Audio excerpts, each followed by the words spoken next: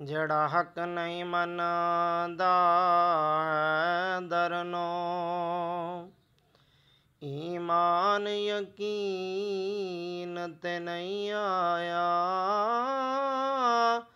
ਉਸਮਾਨ ਦੀ ਸ਼ਾਨ ਦਾ ਨਜ਼ਰੀਆ, ਓ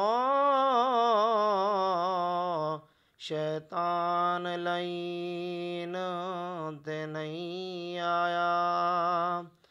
ਤੇ ਜਿਹੜਾ ਸ਼ਾਨ ਉਮਰ ਦਾ ਮੁਨਕਰ ਹੈ, ਉਹ ਬਸ਼ਰ ਜੇ ਦੀਨ ਤੇ ਨਹੀਂ ਆਇਆ।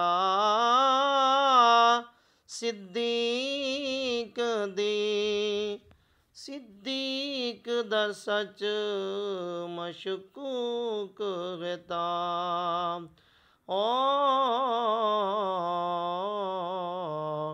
ਵਲ ਸੱਚ ਜ਼ਮੀਨ ਤੇ ਨਹੀਂ